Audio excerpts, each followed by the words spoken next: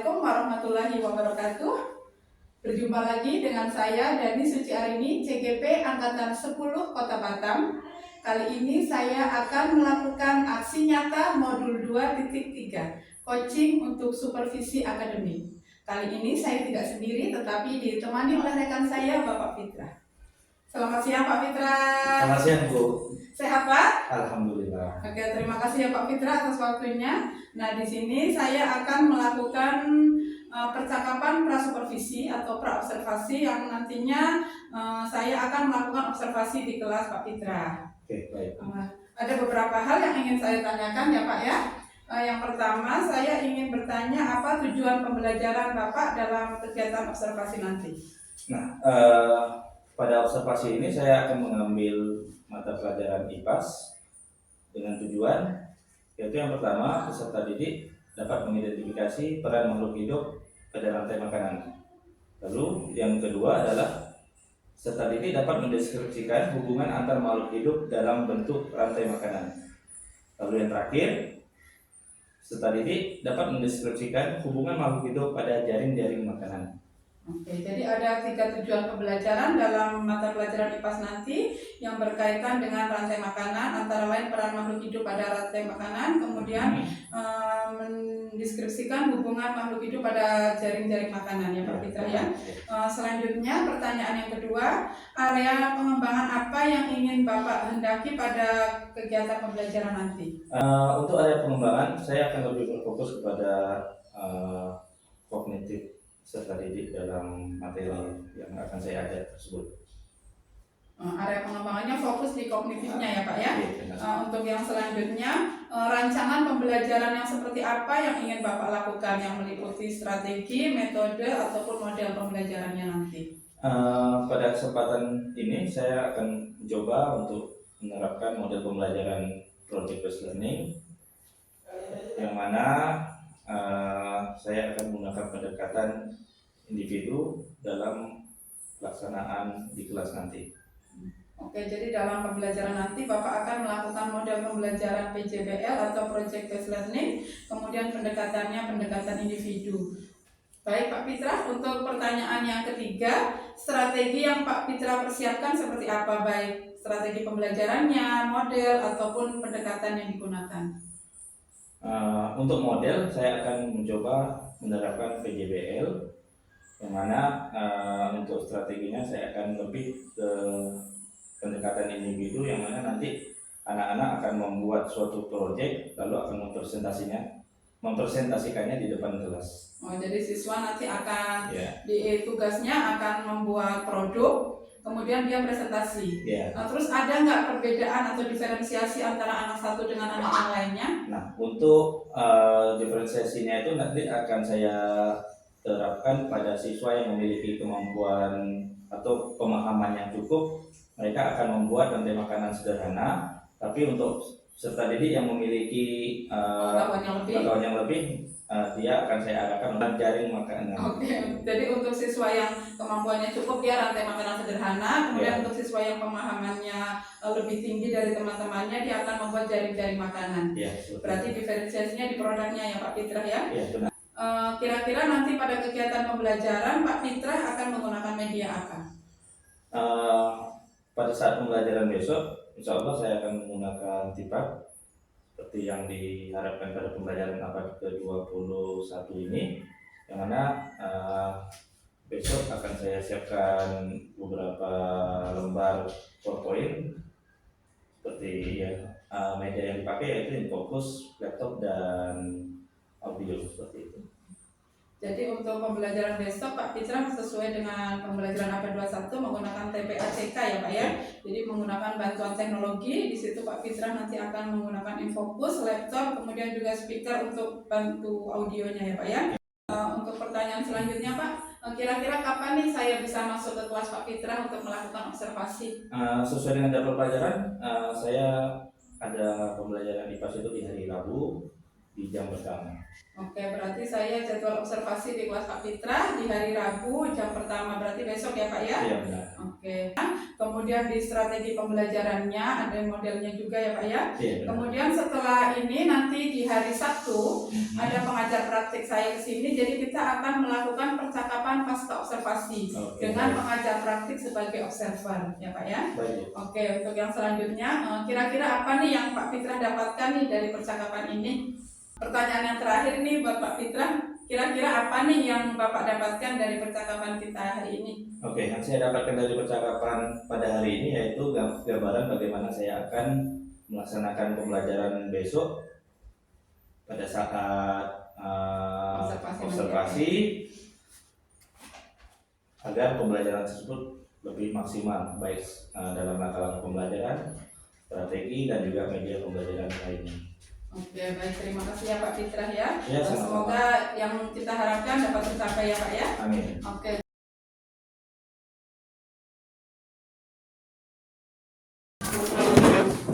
Assalamualaikum warahmatullahi wabarakatuh. Waalaikumsalam warahmatullahi wabarakatuh.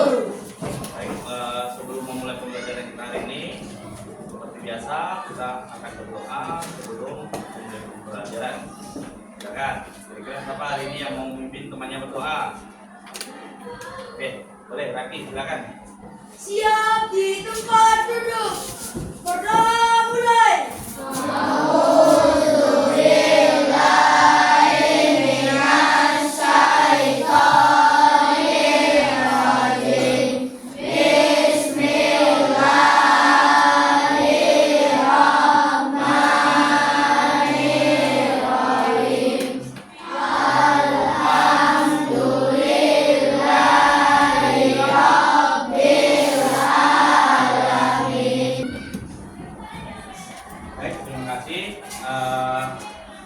Untuk meningkatkan rasa nasionalisme kita, sebelum mulai pembelajaran, mari kita bersama-sama menyanyikan lagu Indonesia Raya.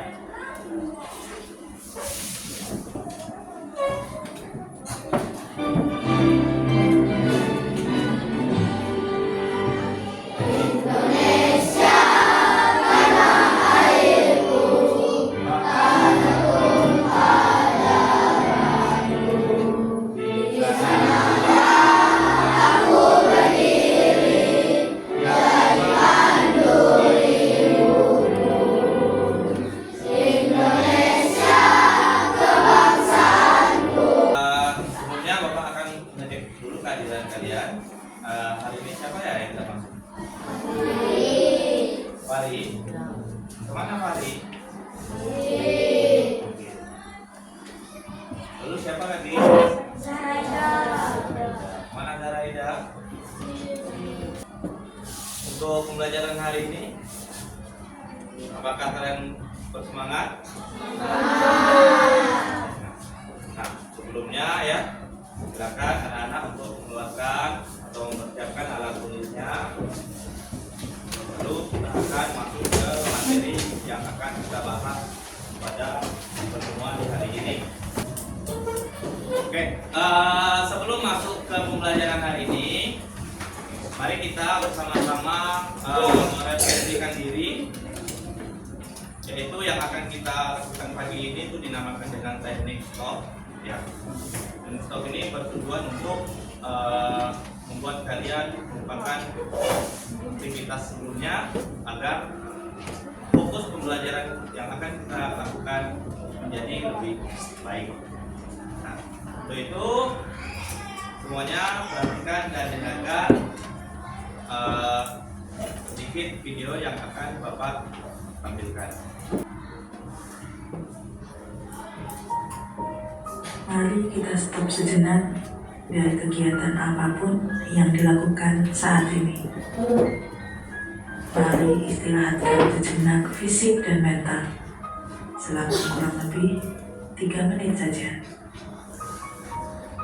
Sebelum mulai, silakan Anda duduk senyaman mungkin. Anda bisa menggeser posisi tempat duduk agar menjadi lebih nyaman. Cobalah untuk duduk tidak membungkuk, tetap tegak, tetapi kedua bahu rileks.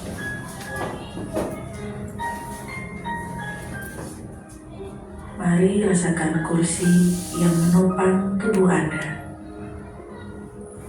Rasakan kedua telapak kaki bertumpu pada lantai. Sebelum kita masuki materi pembelajaran kita pada hari ini, apakah anak-anak masih mengingat dengan pembelajaran kita sebelumnya? Tentang apa? Nah, kira-kira ada nggak yang masuk mengingat apa sih itu ekosistem? Ya, silakan anak-anak kasih.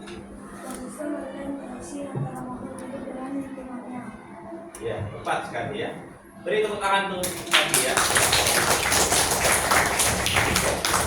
Ya, pada pertemuan sebelumnya kita sudah membahas tentang ekosistem ya. Nah, untuk pertemuan hari ini ya, kita akan masuk ke materi tentang rantai makanan. Nah, untuk itu silakan anak-anak buka bukunya halaman 39.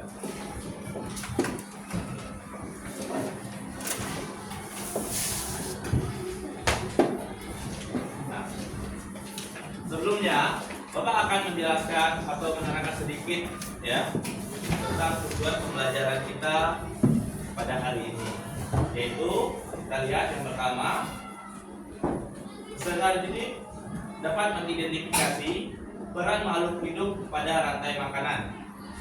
Lalu yang kedua, peserta didik dapat mendeskripsikan hubungan antar makhluk hidup dalam bentuk rantai makanan.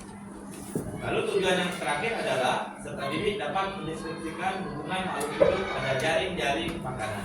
Nah, jadi ketiga tujuan pembelajaran ini yang akan kita capai pada pembelajaran hari ini. Anak-anak, hari ini apa kabarnya?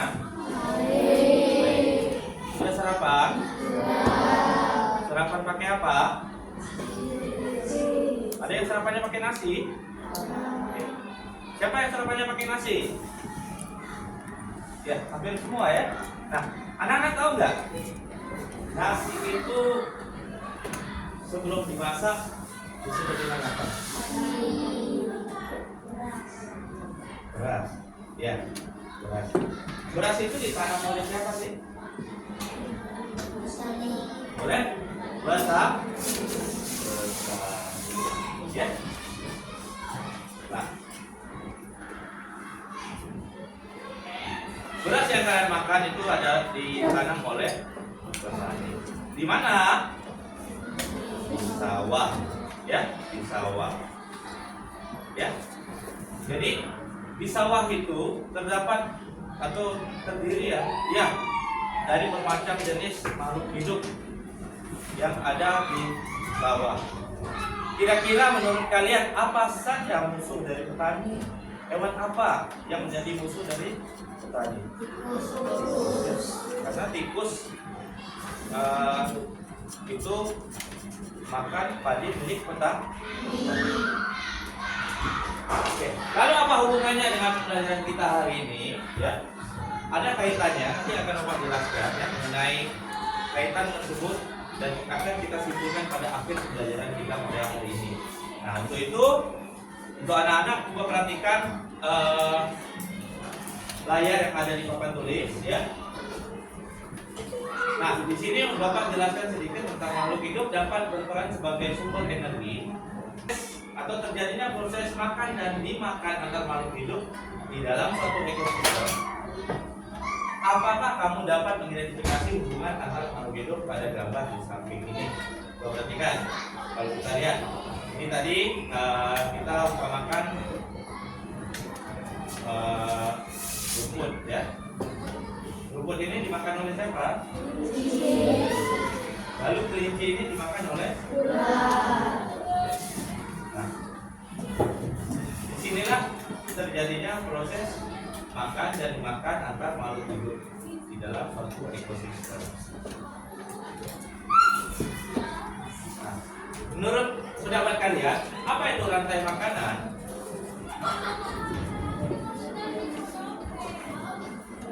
Coba untuk Angga bacakan apa itu rantai makanan.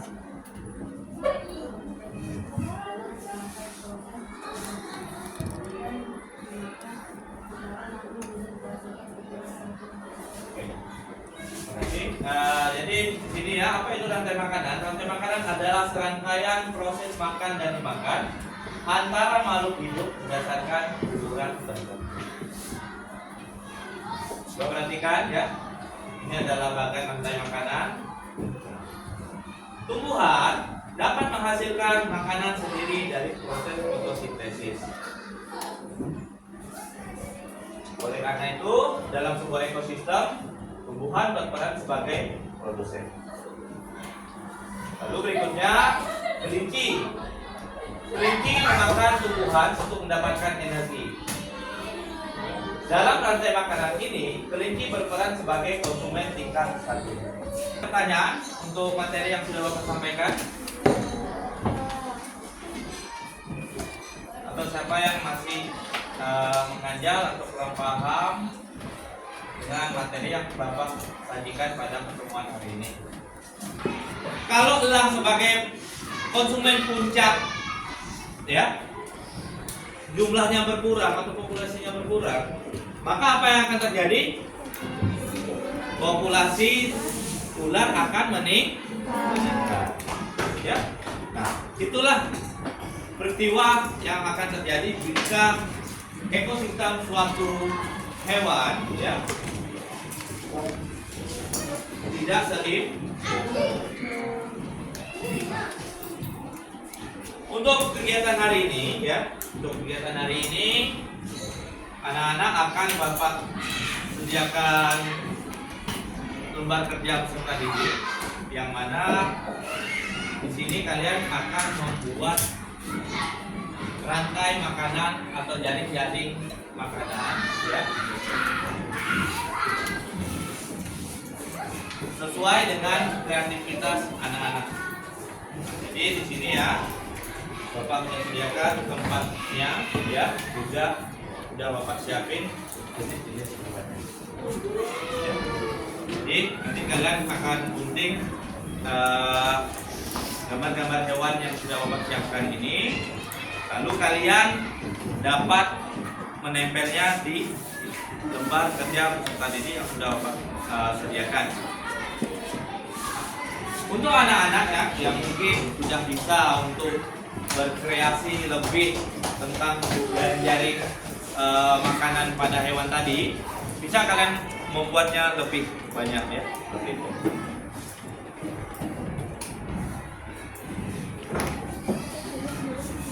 Oke, untuk itu ya, silakan kalian kerjakan.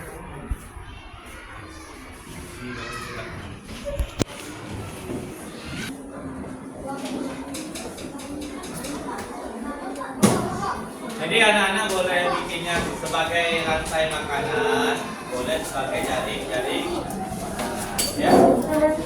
Kalau kalian bisa berkreasi lebih, kalian bisa membuatnya sebagai jaring-jaring makanan, ya.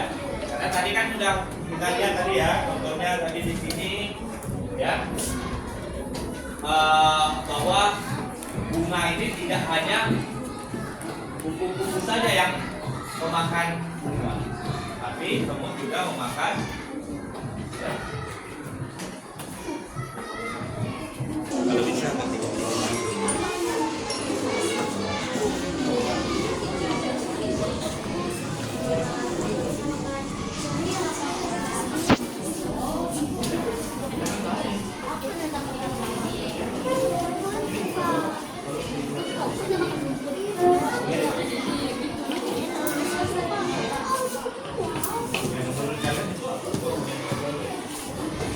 dulu ya.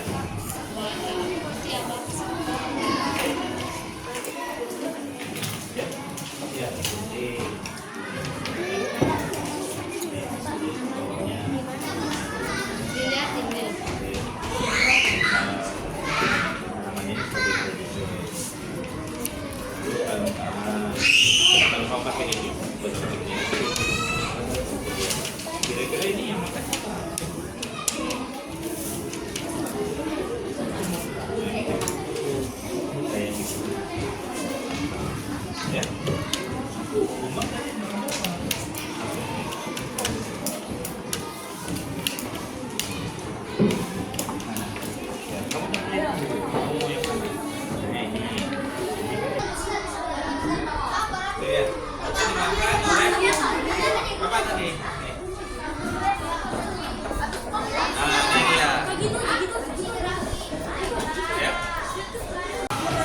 Oke, baiklah anak-anak, kita lanjut pada kegiatan berikutnya yaitu mempresentasikan hasil kerja kalian pada pagi hari ini ya, pada kegiatan pembelajaran kalian hari ini. Untuk yang lain ya, yang nggak maju dan presentasi ke depan, mohon untuk kerjasamanya untuk dapat memperhatikan kepada yang maju ke depan. Nanti jika ada pertanyaan, silakan anak-anak bertanya tentang materi yang sudah kita pelajari hari ini. Oke. Mungkin untuk yang pertama bisa maju menanda kaki ya. Di bawah tugasnya. Oke, beri tepuk tangan dulu untuk teman kita. Assalamualaikum warahmatullahi wabarakatuh.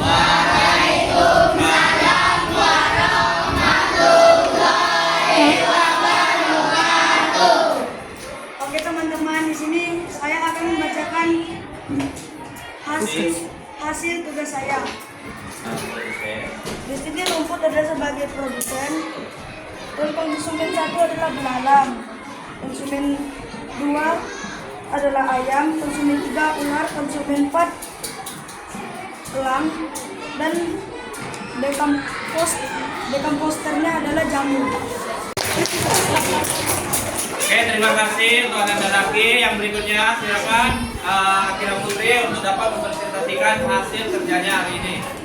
Kepada Akila Putri silakan maju ke depan.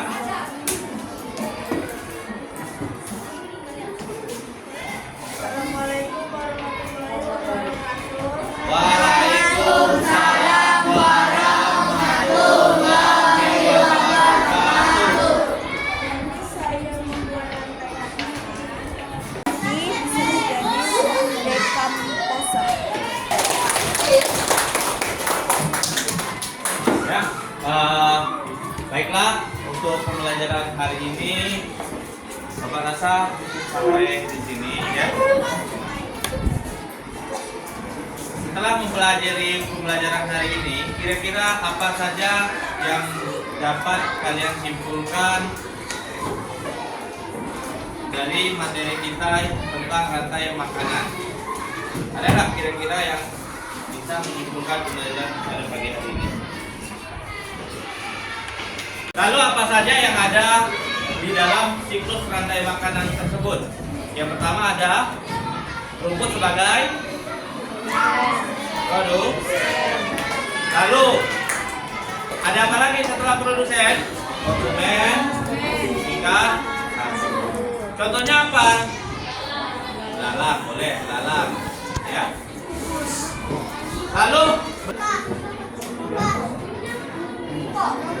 ya. Sudah selesai. Ya. Ini belum.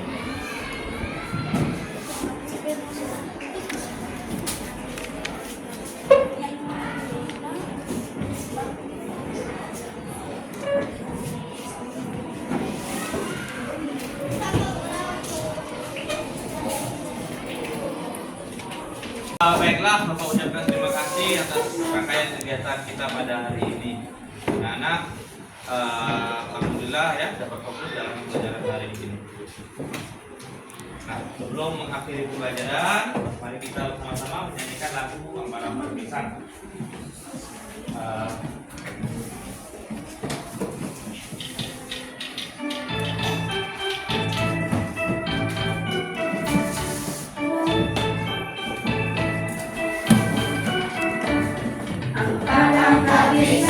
Pisangku belum masak, masak sebiji di hurung bari-bari. Masak sebiji di hurung bari-bari. Nama susu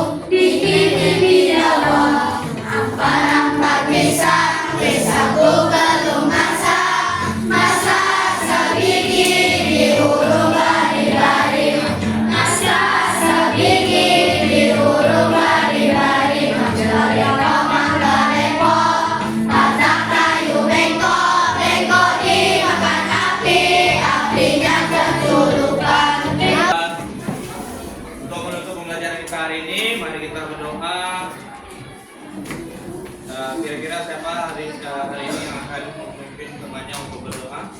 Boleh Radit?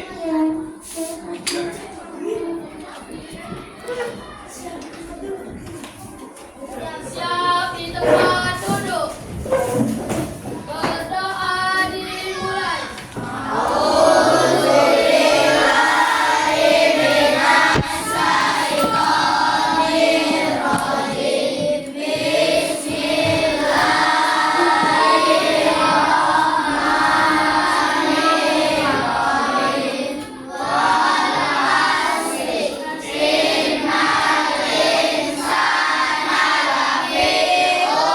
Ucapkan salam.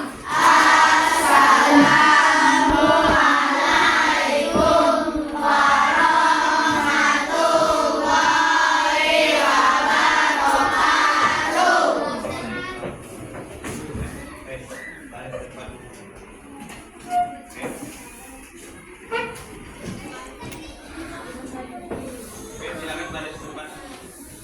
Baris depan.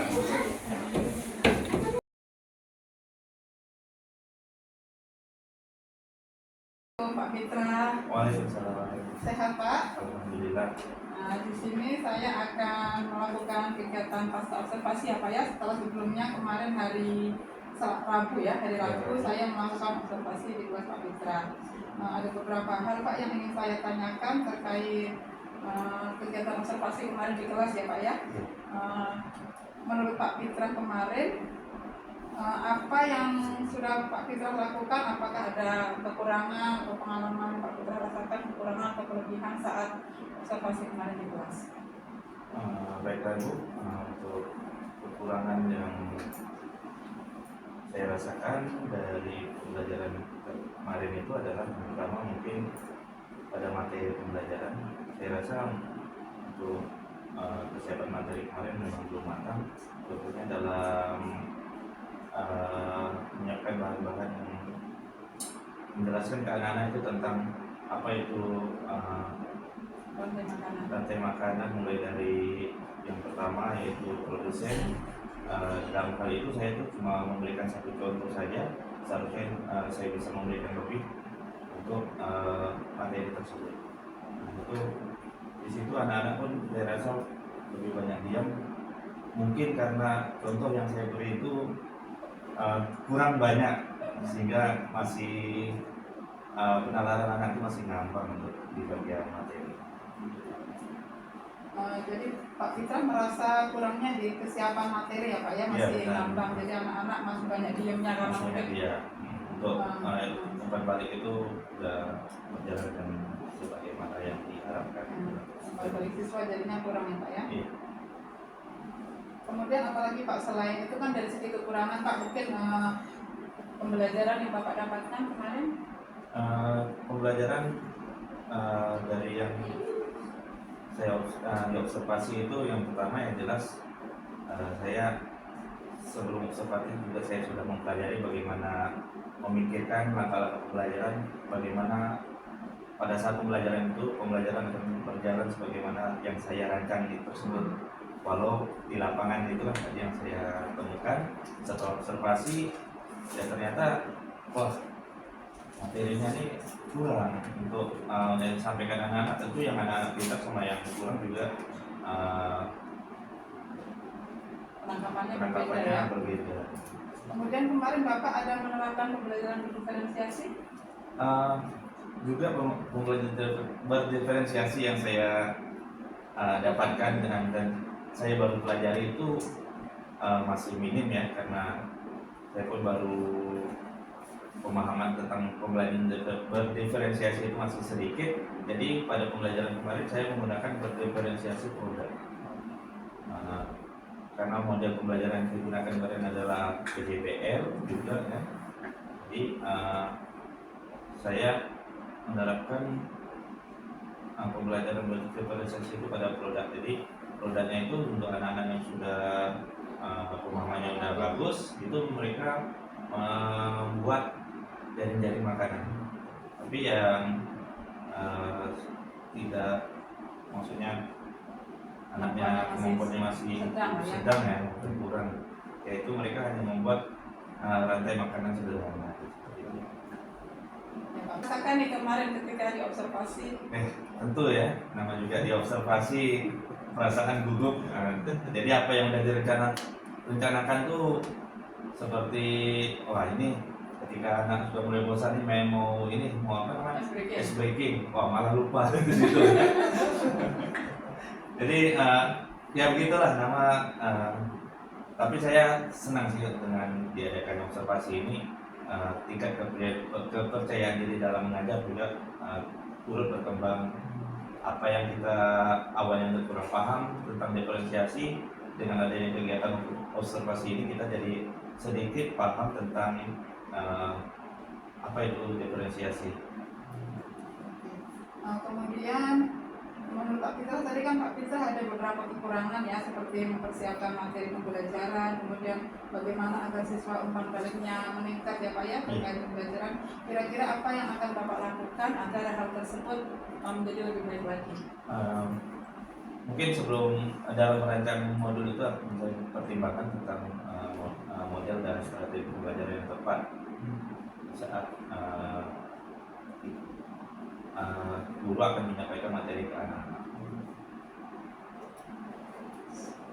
Jadi Bapak akan menentukan mana kira-kira model yang dipakai dan strategi yang tepat ya Pak ya, agar Bapak bisa meningkatkan kemampuan Bapak nih dalam meningkatkan model atau strategi yang Bapak miliki. Apa yang akan Bapak lakukan?